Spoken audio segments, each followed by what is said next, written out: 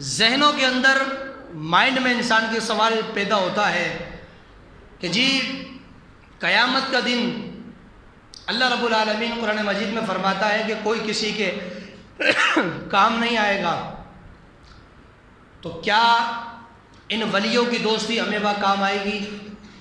تو کیا ان صحابہ کی دوستی ہمیں وہاں کام آئے گی؟ اہل بیت اعظام، انبیاء کرام، فرشتے، علماء، حفاظ، مصلی کے وارثین، ممبر و محراب کے وارثین، تو کیا وہ بچے جو حافظ قرآن ہوتے ہیں، تو کیا نیک لوگوں کی دوستی ہمیں وہاں کام آئے گی؟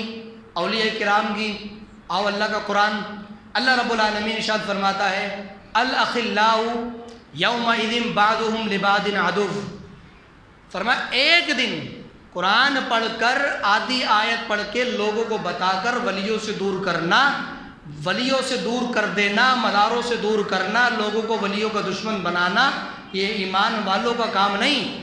پوری آیت جب بندہ پڑھ لے گا، خدا کی قسم میں نہیں کہتا، تم خود بھی پڑھو گے، مسئلہ تمہارے سامنے خود ہی کھل کر واضح ہو جائے گا۔ پوری اگر اب آدھی پڑھے تو بندہ جو پڑھا لکھا نہیں ہے وہ کہتا ہو سکتا کہ قرآن ہے اور غلط تو نہیں ہو سکتا۔ میں آپ کو بتاؤں لوگ کس طرح ایمان پہ حملہ کرتے ہیں۔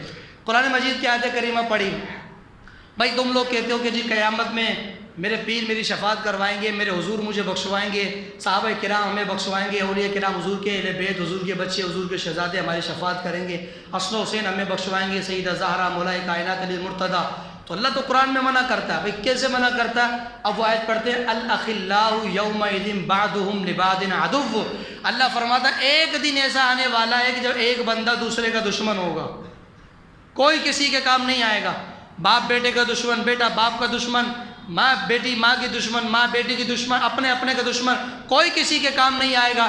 یہاں سینے کا دودھ، چھاتیوں کو دودھ پلانے والی ماں وہاں تیری دشمن ہوگی، تیرا باپ تجھے گودوں میں پالنے والا وہاں تیرا دشمن ہوگا۔ وہ کہے گا تو نیکی مجھے دے دے میں بخشا جاؤں، تو مجھ سے نیکیاں مانگ رہا ہے، کوئی کسی کے کام نہیں آئے گا، ہر ایک دوسرے کا دشمن ہوگا۔ اب یہ اتنی آیت پڑھ کے بندہ پریشان ہوتا ہے، لیکن اسی آیت کی جو اگلے لفظ ہے نا وہ پڑھو گے تو تمہاری دوستی خود مخود اولیاء کرام سے بڑھے گی۔ فرمایا الاخلاء یومئذ بعضهم لبعض عدو، قیامت میں کوئی کسی کے کام نہیں آئے گا، ہر بندہ دوسرے کا دشمن ہوگا، الا المتقین، حرف استثناء لا کے بتا دیا کہ سارے ایک دوسرے کے دشمن نہیں ہوں گے، متقین پرہیزگار تو وہاں بھی تمہاری مدد کرنے والے ہوں گے۔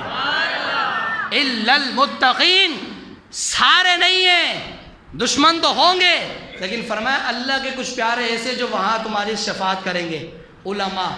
اور حضور نبی پاک علیہ السلام نے فرمایا کل قیامت کے دن سب سے پہلے اللہ کی بارگاہ میں نبی شفاعت کریں گے، یعنی میں بولوں گا کہ سارے نبی آئیں گے، سب سے پہلے نبیوں کی جماعت شفاعت کرے گی، اور ان کے بعد دوسرے نمبر پر علماء کی جماعت اللہ کی بارگاہ میں گناہ گاروں کی شفاعت کرے گی، تیسرے نمبر پر شہید آ کے اللہ کی بارگاہ میں سفارش کرے گا، یعنی وہ شہید جو اللہ کی راہ میں گیا، لڑا مرا، گردنیں کٹی، شہید ہو گیا، شہادت کا مرتبہ پا گیا، فرمایا وہ بھی بعد میں آئے گا، اس سے پہلے عالم دین آئے گا اللہ کی بارگاہ کے۔ شہید سے بڑا مرتبہ عالم دین کا ہے جو رسول کے مصلی کا وارث ہوتا ہے۔ فرمایا نبیوں کے بعد دوسرے نمبر پر علماء کو لایا جائے گا، جو ممبر و محراب کے حضور کے مصلی کے وارث ہوتے ہیں، یہ آ کر اللہ کی بارگاہ میں سفارش کریں گے، ان کے صدقے اللہ جو ہے لوگوں کو جنت عطا فرمائے گا۔ پوری طویل حدیث سے مسترد نہیں جا رہا۔